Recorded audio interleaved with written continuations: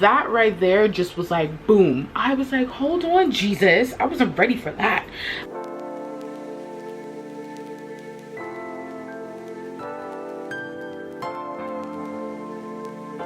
Today is the first day of my new series called Babe, Let's Start Over. I want it to be a start over only because I feel like I'm in this unique position where I now get to start over, especially when it comes on to my field. So 4 months ago, wait, nope, what month are we in? So it's March, April, May, June, July, August. 6 months ago, I lost my job. I'm smiling about it now, but I wasn't a couple months ago, maybe even a couple of days ago, if I'm to be quite honest. And so I just wanted to sit down, chit chat with you guys, kind of let you know where I am and the reason why we're starting this series. It's very hard to share your life on social media. It's very hard to put your life out in the atmosphere. It's gonna connect with who it needs to connect with, okay? Funny enough, I actually have a job interview, so let's do my makeup together and talk about it. I've gone on about 30 job interviews at this point, and this probably makes 31. And while I was responding to the employer for the interview I'm doing today, I got a job offer in my inbox. So let's start from the beginning. I am a board certified behavior analyst. I have been a behavior analyst for the past 6 years, and it just makes it so hard to know that this is something that I have done basically my entire adult life, or like my big girl life as I like to call it. I don't know why this isn't coming out, but this is like my big girl job, you know? This is my big girl job where I am taking care of my bills and paying whatever, oh, let's not do that, paying the bills that I need to pay and just getting things done and doing what I need to do. I became a behavior analyst because I wanted to be a teacher initially. After I did student teaching for one day, I was like, yeah, this is not for me.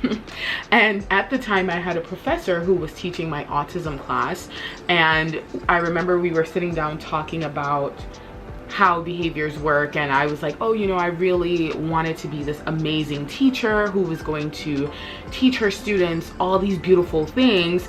And he was like, yeah, let me guess, you did student teaching and realized very quickly that that wasn't for you. And I was like, I sure did. And I basically pivoted to the world of applied behavior analysis and never looked back. And that is how I got my feet in the analytic world of applied behavior analysis. And honestly, I wouldn't change it for a thing. I genuinely enjoy being a behavior analyst. It's just everything else. For the past couple of years, I was working one-to-one with a student because I was having such a hard time in agencies. There was a lot of back and forth. There was a lot of ups and downs.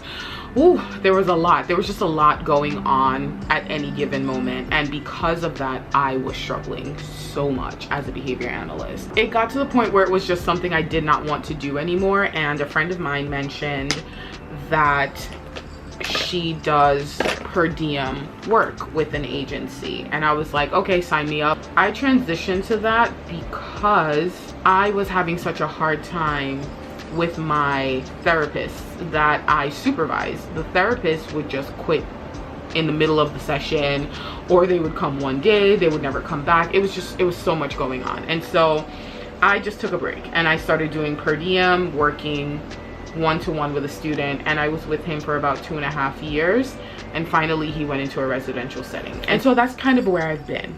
But I want to be intentional about what it is that I'm doing, and this is why I'm calling this my start over series, because I feel like in the past I was just taking jobs just to say, oh, you know, I have a job, I have an income coming in, and I don't want to operate that way anymore. I want to be able to make a job decision because it's what I want, not because it's what I need. Oh, I know you understand what I'm saying, right? And so I find that I have been in a place where I'm just accepting job offers because they sound good, or like, oh, on paper it sounds good, but I am now being a little bit more picky. I'm at the point where I'm like, okay, well, what does paid time off look like? What does a 401k look like? What are the benefits? Is there medical, dental, vision, all of that? Like, what does my caseload look like? And all those things. So I'm being a bit more particular. And I know somebody might say, oh, you need a job, why are you being so picky? Because in the past, this is exactly why I ended up taking a break from being a full-time BCBA, was because in the past I just took jobs just to take them. And when I did that, I sold myself short and I ended up almost hating the field. And so I don't want to be in that position again. And so now I'm starting over. Now that I've grown and now that I've matured in the field, I can now say, okay, I want this and I don't want that. I like this and I don't like that. And being able to navigate that. And so I'm looking at not having a job as a form of reset for me to say, hey, you said yes to these jobs that you did not like, but now you're able to look at these jobs and really say, hey, is this something that I'm capable of sitting in for a longer period of time and not feel like I am burning out or I'm borderline losing my mind. I really appreciate that I have gotten to that point in this entire situation. And I got there because I have really been spending time just talking to God. I've really just been sitting down and being intentional about my time with the Lord and just saying, hey, look, we struggling over here, baby. I don't understand what you're doing. It's stressing me out just a little bit, but I need your help. Like, I need you to walk me through this. I was walking from, I think, Dollar Tree the other day, and I was just like, oh, you know, I really want to do a reset series. I really want to talk about what's been going on, because I really didn't talk about it. And I was like, I really just want to touch on it. And I was like, you know, this was supposed to be my Jesus year. This was supposed to be my Jesus year. Like, this was supposed to be the year that I tore up. And like, this is supposed to be my year. And when I tell you the revelation that I got, it was like God was like, okay, you wanted your Jesus year, but what did Jesus go through in his Jesus year? And mind you, I'm talking to myself at this point, and I was like, oh, you know, like, Jesus got crucified in his 33rd year. And it was like God was like, exactly. You see the glory, which was that he was raised from the dead of his 33rd year, but you don't see the crucifixion, you don't see the betrayal, you don't see the people who turned their back on him, you don't see the pain that the pain that he was going through, the trials, the tribulations, the ups and downs. Like, you're just focusing on the fact that he was raised from the dead, and it's glory, and we love this and we celebrate every year. But look at what he went through in his 33rd year. That right there just was like, boom. I was like, hold on, Jesus. I wasn't ready for that. This whole time, I've had this idea in my head of what life was supposed to look like.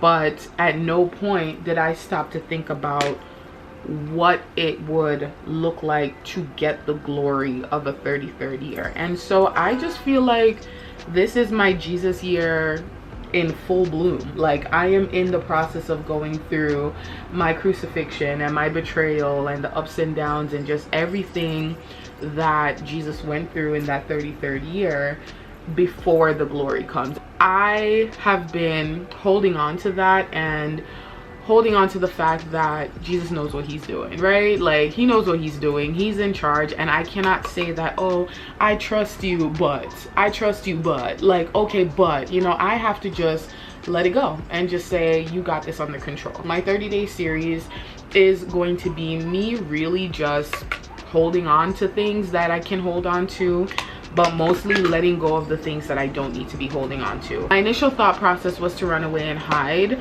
but I don't want to hide. I don't want to hide. I want to show up exactly how I am, fully flawed, and show you what it looks like to step into the unknown and live in that unknown. Because being afraid of the unknown is not going to change the fact that it's unknown. It's still going to be unknown. And so we're going to step into that. We're going to really lean into that unknown to see what comes of this. Ooh, girl. Boy, you too. What is going on back there? I have been creating content for years. I have started, I've stopped, I've been consistent, I've not been consistent. I've done it all. This is me now saying that I'm betting on myself and I am trusting myself to do what it is that I said I will do, which is go after the life that I want. And honestly, as scary as that sounds, I'm okay with it. I want to see how good it can get. No matter how scary or how loud or how mean it gets, we're gonna push through. And with that, I want to officially welcome you and say, babe, let's start over. I'll see you next time.